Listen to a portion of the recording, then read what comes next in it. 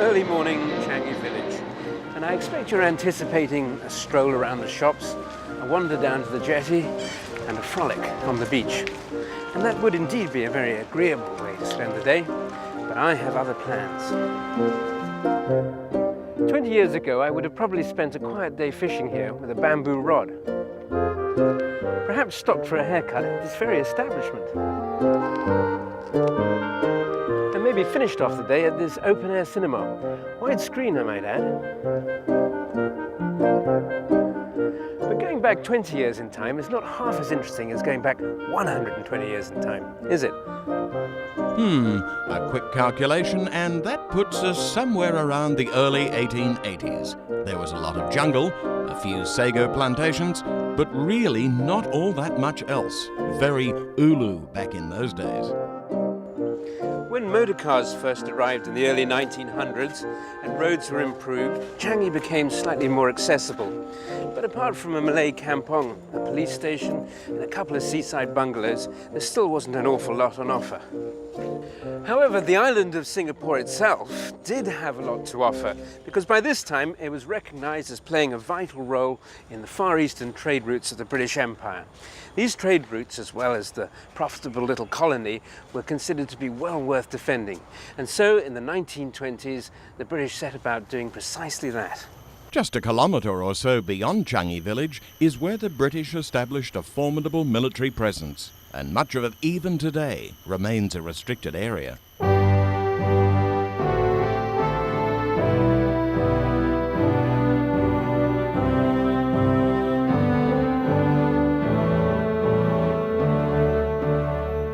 Now, the basic premise underlying British defence policy in the Far East in those days was that the main fleet of the Royal Navy could reach the Pacific within 70 days.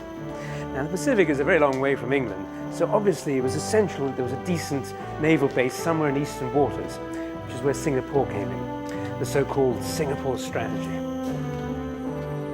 Accordingly, work began on a new naval base in Sumbawa in the early 1920s, and there was an accompanying build-up of military personnel, so that by 1935 there was an unprecedented 3,000 officers and men permanently stationed on Singapore. Now, it was another assumption of the interwar years that any invasion of Singapore would come from the sea. And so in 1938, work began on Fortress Changi, which was a combination of heavy artillery and anti-aircraft guns intended to defend the eastern approaches to the Johor Strait. Completed in 1941, Fortress Changi was described as the Gibraltar of the East, a bastion of British might, and the most formidable concatenation of naval and military power ever put together anywhere. Fortress Changi may have been all of this, but it was no defence against the wily General Yamashita, who of course invaded Singapore from the landing side. In the end, the naval base at Sumbawa and Fortress Changi, which had cost £60 million and taken 17 years to build, were destroyed by the British themselves without a fight.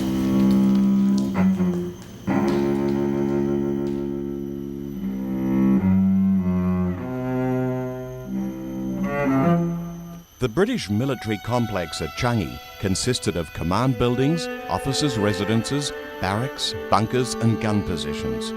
Some 36 significant sites, and most of them still exist today, some in use, some not.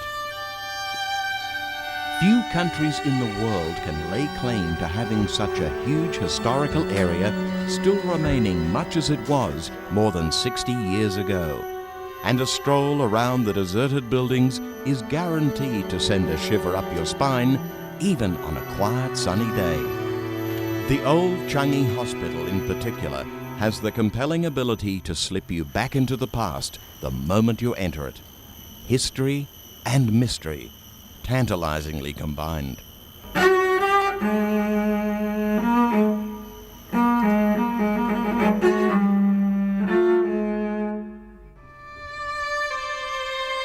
No doubt these wards received plenty of casualties from upcountry in the Malaya campaign. Perhaps even the survivors of those two great battleships, HMS Repulse and the Prince of Wales, which were sunk in the early days of the war. I have to say, walking along these deserted corridors evokes a great sense of pathos.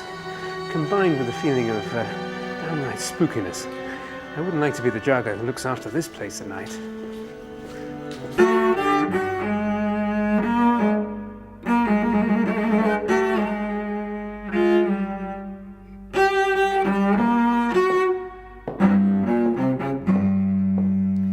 Everything the British built in the military zone at Changi was in plain view. And after the break, we're going deep and dirty and see what they were up to down below.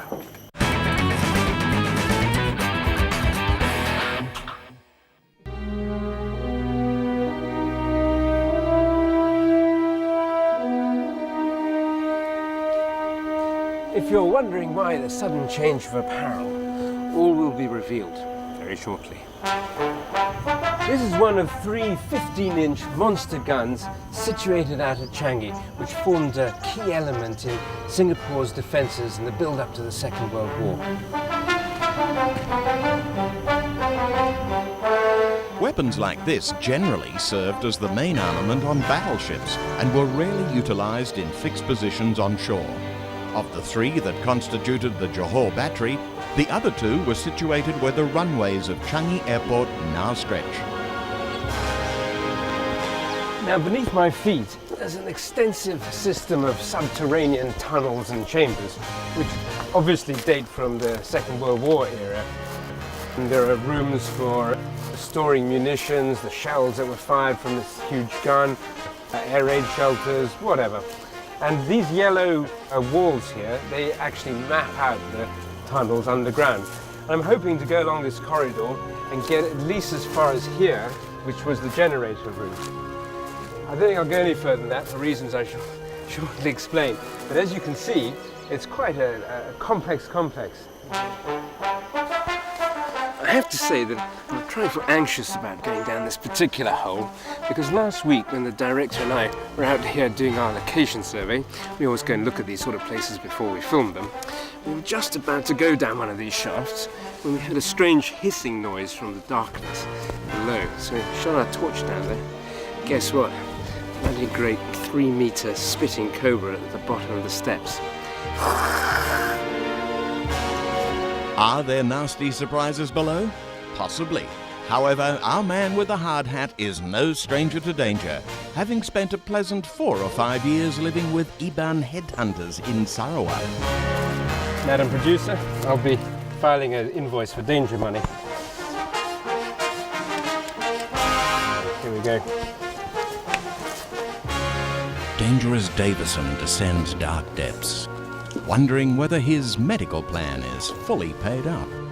First floor and going down. This shaft is actually 2 stories deep.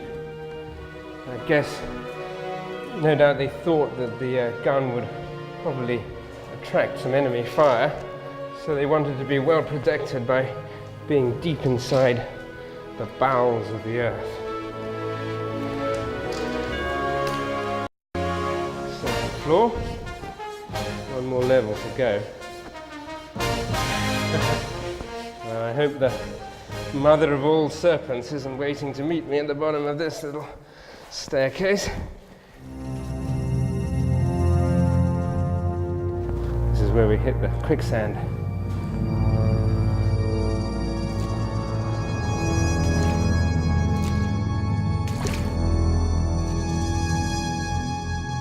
I can feel the water coming into my boots. Oh, yeah. Oh, and pretty slimy too. Oh, and humid. In fact, it's hotter than hell down here. Maybe it's because we're getting closer to the center of the earth.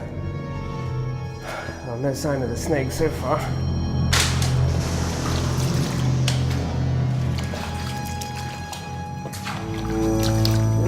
Crikey, now what's our lines up ahead? Ah. So it's like an underground stream running through here. This schematic shows Julian's position in the dank underground complex. But wait, we're picking up movement, multiple signals, and they're everywhere, approaching fast. Can these be cobras? Will this be Julian's last appearance on Sight and Sound? Apparently not. he's merely aroused a welcoming committee of subterranean frogs. Right, now what have we got here? Oh, looks like this is probably where the oil drums for the generator are situated. And here we have the generator room itself, I think. Gosh, it's quite a big place. This is where the machine was bolted down to the floor. And then there are tunnels going down there. I'm not sure I'm going to venture much further than here. It's a huge place. The above-ground area of this site was completely overgrown after the British abandoned it and sealed the tunnels, probably in the late 1960s or early 70s. It wasn't until 1991 when the Singapore Prisons Department rediscovered it.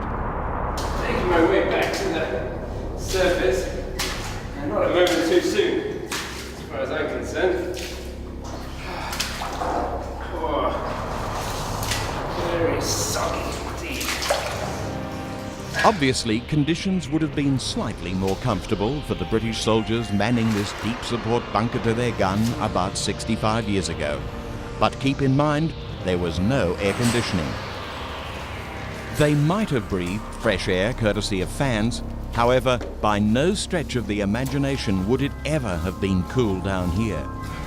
Manning the Johor battery would not have been a fun assignment.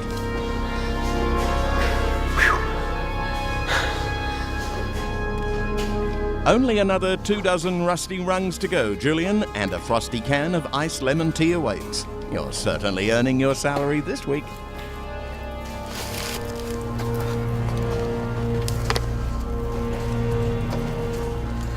Well, no snakes, I'm glad to say, but not much air either. Whew. Of the 3 guns comprising the Johor battery, 2 were able to be swiveled landward, bombarding advancing Japanese troops in 1942, but with little effect. Their armor-piercing shells were designed for naval targets and were of no practical use against troop concentrations. At the Ford factory on Bukit Timah Road, Great Britain's Gibraltar of the East surrendered and was soon to suffer the consequences of defeat. All British and Empire civilians were ordered to assemble on the Padang, men, women and children, and were made to walk the 18 kilometers to their place of internment. The long and exhausting march ended here, at Changi Prison. The women and children were put in one half of the prison and their menfolk in the other, a wall between them. Whereas the fall of Singapore wasn't the British Empire's finest hour, it even more certainly wasn't the Japanese Empire's finest hour either. In the years of occupation that followed, they showed little compassion for civilian internees and even less for prisoners of war. In May 1944, the civilian internees were transferred to the Sime Road military camp, and Changi Prison became home to 7,000 prisoners of war. Now, the jail was originally intended to take far fewer numbers than that, and this meant that space that was originally intended for maybe 20 inmates now had to be occupied by up to 200 POWs.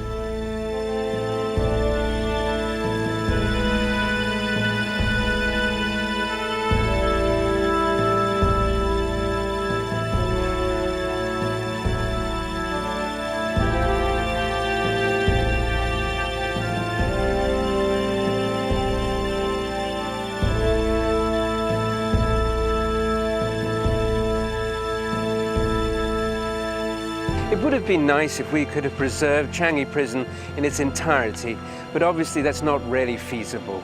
It occupies a huge area and usable land is of a premium in modern Singapore.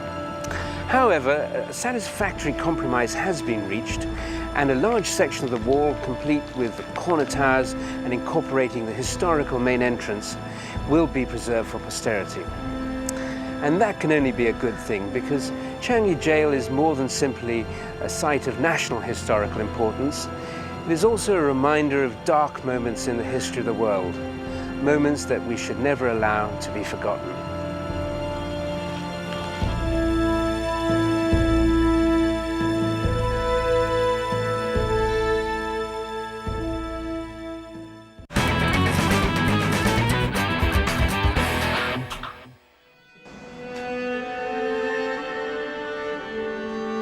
During the long years of captivity at Changi Prison, many of the POWs were taken out on work details.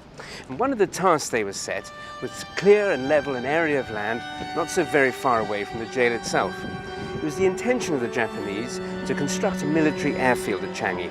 And by the end of the war, they had achieved precisely this. The airfield passed from the hands of the Japanese military into those of the British military, and Kallang Airport was reopened to civilian flights.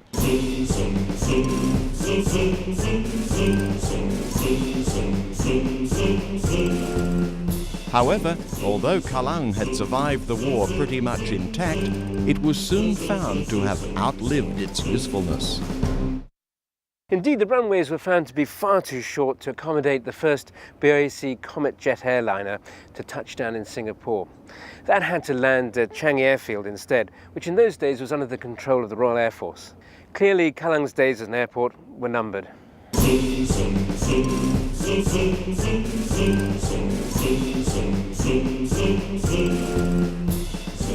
An entirely new civilian airport was built at Paya Lebar, and here it is. Pretty ultra-modern for the time, as you can see. 1960s state-of-the-art interior design. And look, it's still got the plastic wrap on the seats. Though far more spacious and easily able to accommodate the new breed of jetliners, within 15 years air traffic had increased to such an extent that either Paya Lebar would have to have been significantly expanded or a completely new international airport built. In 1975, a new airport was the option chosen, and Changi Airfield was the ideal location, except its existing area wasn't quite big enough. As a consequence, land was reclaimed and Changi itself became considerably bigger. After 6 years of planning and construction, Changi International Airport opened for business in late 1981, first with a single terminal, then a second, completed within 10 years.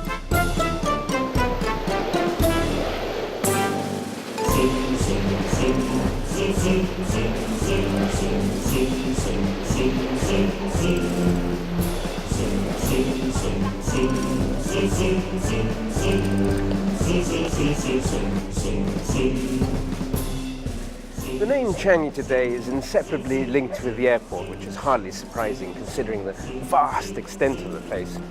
And of course, so much of it has been built on land reclaimed from the sea. I think if I'd been talking to you from this very spot 30 years ago, I'd have been doing the breaststroke.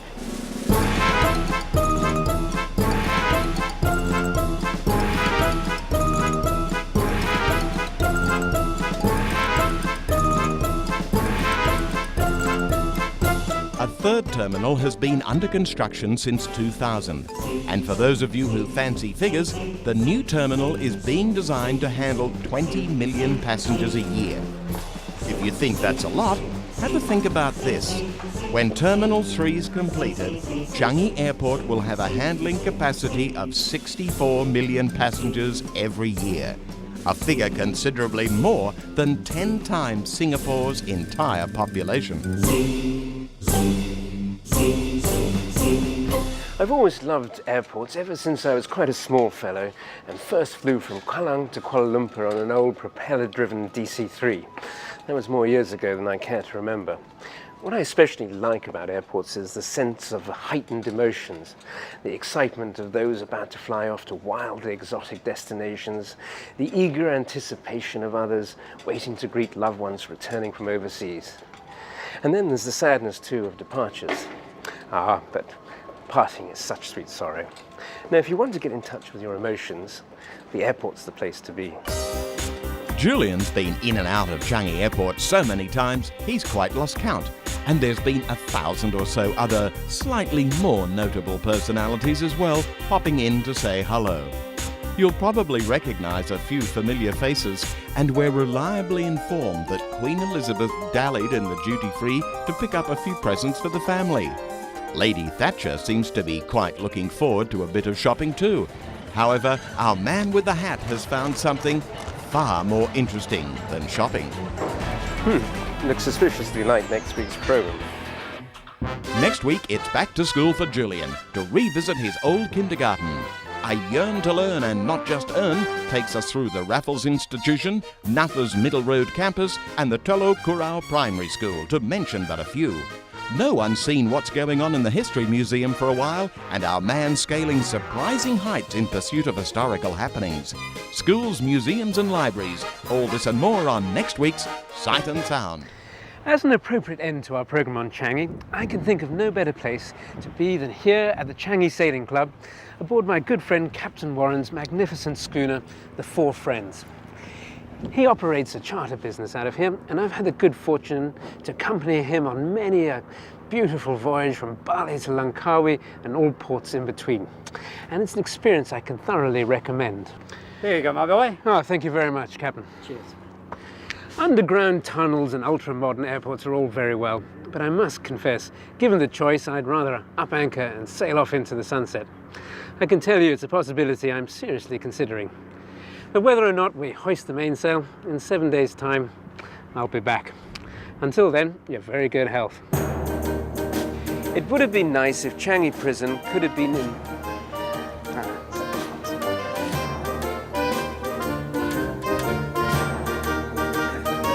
In May 1944, the civilian internees were transferred to the Sime Road military.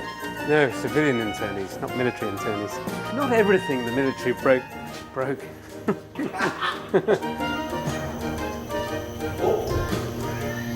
Oh.